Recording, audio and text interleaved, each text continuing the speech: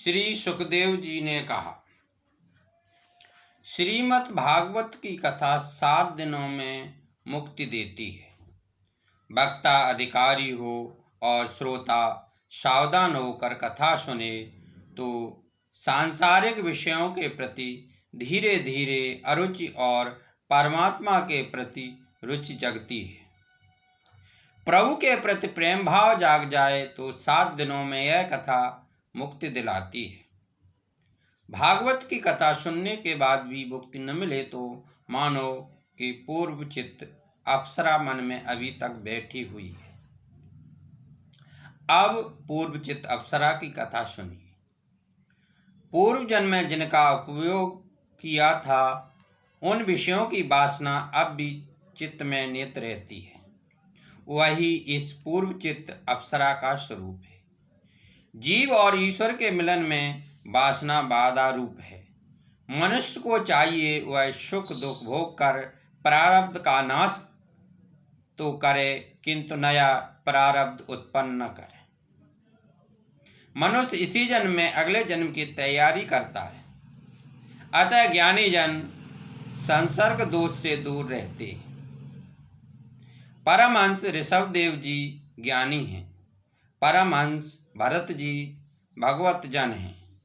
ज्ञानी पुरुषों को लगता है कि सांसारिक प्रवृत्तियां ज्ञान निष्ठा और भक्ति में बाधक हैं। सांसारिक प्रवृत्तियों को सहसा मत छोड़ो, किंतु विवेक से काम करते जाओ। परमहंस की यह निष्ठा है।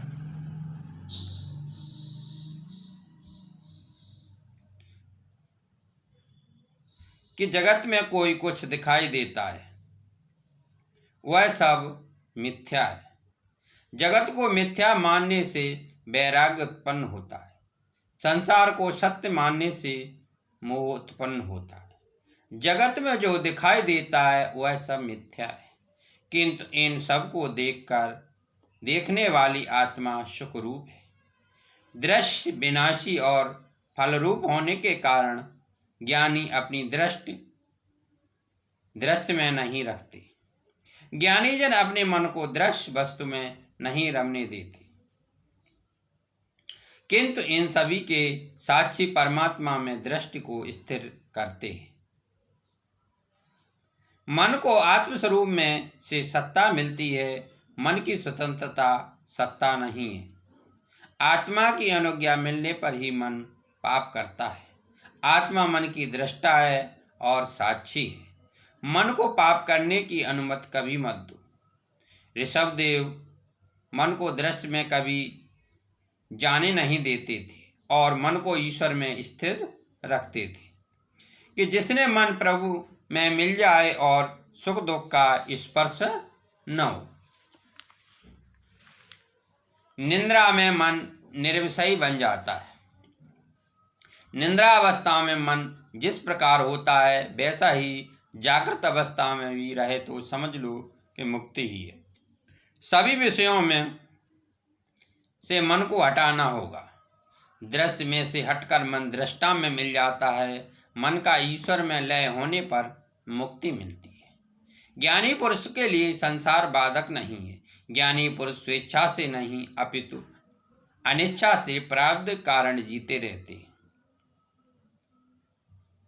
भगवान के भक्त परमहंस ज्ञानी प्रारब्ध कारण ही जीते हैं। ये दोनों निष्ठाएं वैसे तो एक ही हैं, फिर भी भिन्न भिन्न हैं।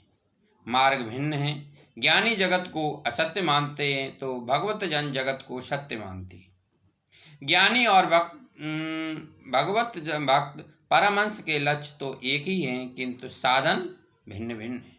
ज्ञानी परमहंस जगत को मिथ्या रूप अनुभव करते हैं। भागवत परमहंस जगत की वासुदेव स्वरूप समझते हैं।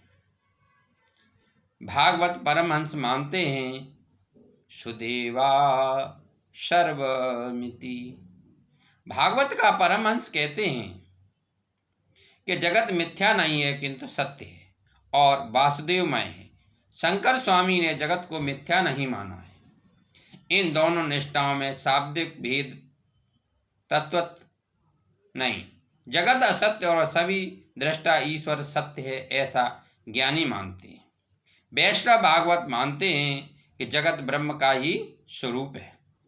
वेदांत का विवर्तवाद है और वैष्णवों का परिणामवाद है। ज्ञानियों का विवर्तवाद है, दूध से दही बनता है किंतु दही दूध नहीं है। भागवत कहते हैं ईश्वर में से जगत का जो परिणाम जन्म हुआ है वही दही की भांति नहीं किंतु स्वर्ण से बने आभूषणों की भांति हुआ है। स्वर्ण का टुकड़ा स्वर्ण ही था और आभूषण बनने के पश्चात भी स्वर्ण ही रहा।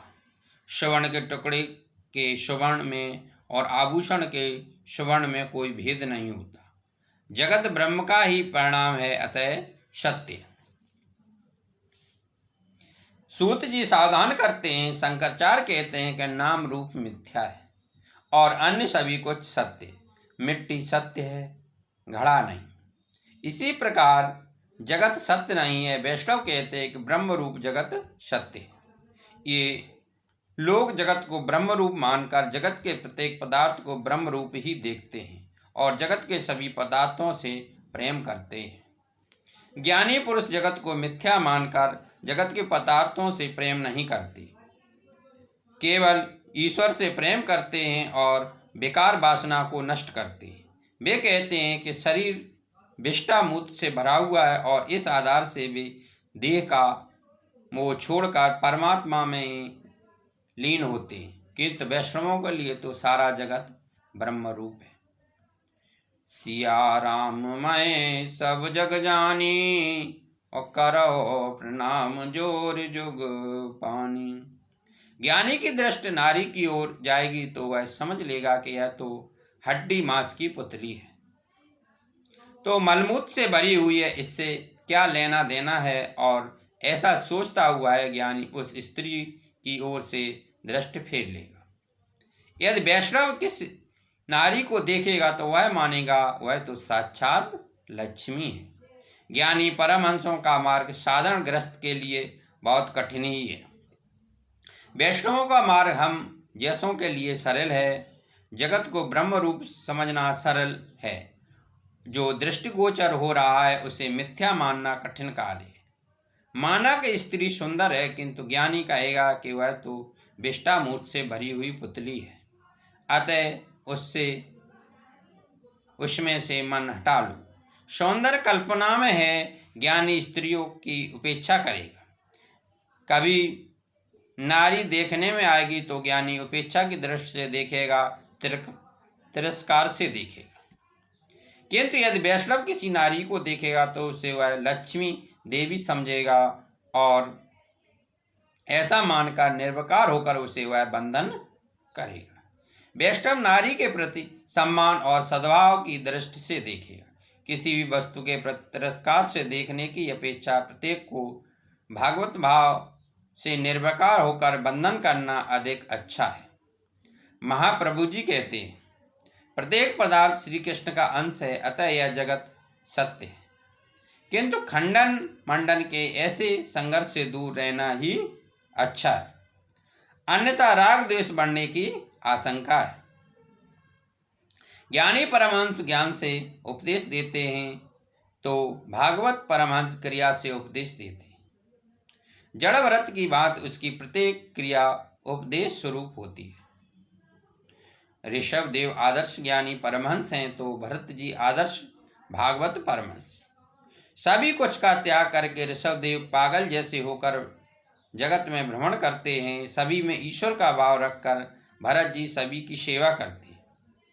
मैं सेवक सचराचर रूप स्वामी भगवंत। ऋषभ देव को दया ध्यास ही नहीं है, वे आदर्श ज्ञानी परमहंस हैं। पहले इन्हीं की कथा आएगी। ऋषभतार ज्ञान का आदर्श स्थापित करने के लिए पंचम स्कंद भागवत का ब्राह्मण अर्थात भाष्य रूप या व्याख्या रूप है। द्वितीय स्कंद में गुरु ने साधन दिया और उसके बाद ज्ञान दिया। ज्ञान को जीवन में कैसे उतारा जाए यह तृतीय तथा चतुर्थ स्कंद के सर्ग विसर्ग लीला में बताया गया। अब प्रश्न यह है कि ज्ञान को किस रीत से स्थायी करें। ज्ञान को स्थित करने की स्थायी करने की रीति पंचम स्कंद की स्थित लीला में है।